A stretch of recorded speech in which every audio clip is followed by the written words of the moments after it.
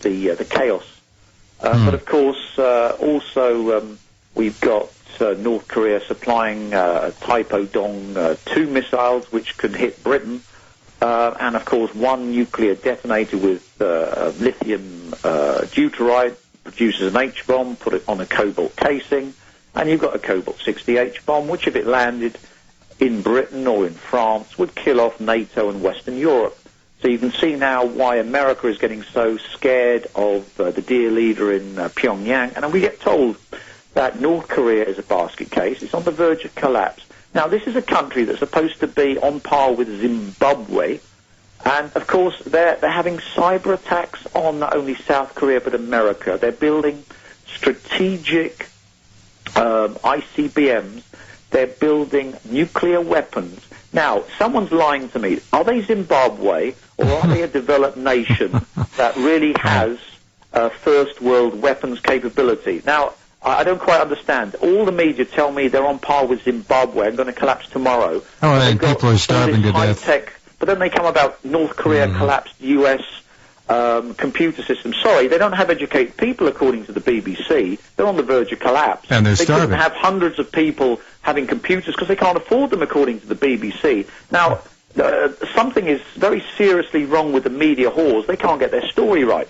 Is North Korea on the verge of collapse, or is it, like I say, one of the leading superpowers on the planet with the ability to build cobalt-60 H-bombs, the ability to crash American computer systems, and the ability to sell Taepodong 2s, nuclear weapons, and give cobalt-60 to Iran in order to destroy the West if it wants?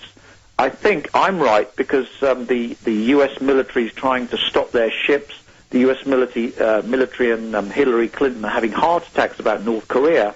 So obviously we know, and it's proven, that the lying whores on Western TV, internet, and the radio are spouting pure propaganda that doesn't even follow rational logic, and they can't even get their story straight. Now, the thing to do with the dear leader in Pyongyang, who appeared for the first time for many months on stage for the anniversary of his father's death, the thing to do with him is you Rothschild idiots, give him $1 trillion, because you print $1 trillion every day. You're giving yourself 1.4 quadrillion. Give him at least 1,000 classic American muscle cars, and then, of course, you'll have peace in the world. But no, you have to threaten to bomb him, so he's torn up the armistice. You've got South Koreans saying that a missile from the North Korea would take 7 seconds to hit Seoul. And, of course, he's got 1 million men. But this is from a Zimbabwe-type country. Sorry, he's got a million-man army and well over 500, 600, 700 aircraft. Sorry, this doesn't make sense.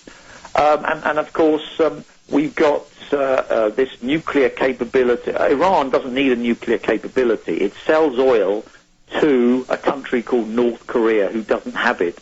What does North Korea have to sell? Nuclear weapons and missiles. And, of course, cobalt-60, which is dirt cheap, and there must be a fire sale in Pyongyang at the moment. So if you've got gold, diamonds, platinum, etc., fly to Pyongyang if you're an arms dealer, and there's loads of Muslims who want to buy it because they want to kill the West off. Good business. Now, that shows that the West is totally and utterly insane because, of course, Iran does not need a nuclear weapons program. This is expensive. This takes decades to build. A country called North Korea has it, but does not have something called oil. So, of course, we're going to have free trade, and you don't need to stop freighters because, of course, you've got aircraft that fly from North Korea to Iran, and you can fly missile parts in large transporter planes, and you can certainly fly nuclear material in transporter planes to Iran. So the U.S. Navy trying to shut down North Korean ships. We had the bogus story of a North Korean ship avoided U.S. warships. It can't. U.S. warships can do at least 30 knots. Mm-hmm. We have to believe that North Korean freighters can do at least 45 knots. So, of course, the dear leader in Pyongyang is building warship-hulled freighters which can't carry much and have massive gas turbines to back up the diesels to do 45 knots to avoid U.S. military warships. So even the news that you're getting in America doesn't make sense, because how can he build warship-type freighters that can do 45 knots if he's in Zimbabwe? So we know that it's totally and utterly bogus, all the news you're getting in America. But the dear leader in Pyongyang is a superpower. He has ICBMs, he has nuclear weapons, and he can sell them to Iran. So why worry about the Iranian nuclear weapons program when they can buy it from the dear leader in Pyongyang? Do you understand, Jeff? I do understand. Very succinctly put. And of course, when the lunatic red line ritual of Israel nuking Iran comes about... hold on, Tim. Hold on. Hold that thought, please. We have to pause. I don't want to run into the commercial, so we'll do that and be right back. Okay, back with Tim Rifat. A new video up at Rense.com, up near the top of featured stories, shows an Israeli group of settlers attacking a peace organization which is simply trying to take pictures of one of the settlements, the illegal settlements, on Palestinian land. And underneath that, of course, the story that would suggest that the Obama administration, such as it isn't, it is the Brzezinski, Soros, Kissinger et al. Administration, has given the Israelis permission to build another 2,500 homes on Palestinian land. I would submit that they have never really actively and appropriately tried to block any of these things from day one. But at any rate, you can see the hate and arrogance and violence of the particular group of Israeli settlers caught in this video. It's very instructive. Go ahead, Tim.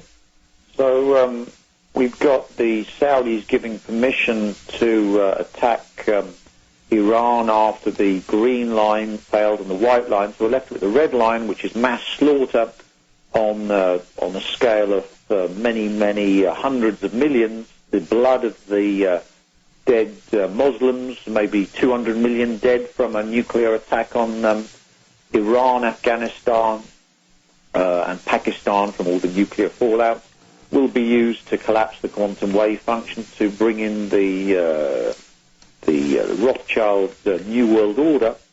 Unfortunately, if the green line doesn't work and the white line doesn't work, then the red line won't work. So, of course, you'll get, instead of the West winning a war against Iran, you'll get massive slaughter of the West. Now, how could this happen? Well, this could happen. We've got Netanyahu's given the order. We've got Israeli F-15s and F-16s, with U.S. tankers refueling the F-16s because they can't fly that far. No one actually stated the fact that the U.S. will be running the show because U.S. tankers will be refueling the F-16s, which haven't got the range to get there and back. The F-15s possibly have. They'll then use nuclear bunker busters on all the Iranian facilities. But if it's the red line of the Abraham ritual, they also have to cause massive deaths of civilians. So we should see Israeli jets going for a second run to nuke Iranian cities, and the Jericho missiles nuking Iranian population centers after an Iranian missile, Shahed-3, lands in Israel and releases some sort of biological weapon or some sort of nerve gas, or as I would posit, if you're going to kill off Israel, just fill it up with cobalt-60 nanoparticles, which are placed upon activated charcoal. I talked about that in the program some time ago.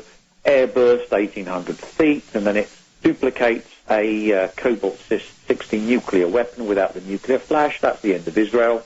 And all the Israelis get cancer. They either, if they get a large dose, they cough up their lungs. If they get a small dose, they take about 10 years to die.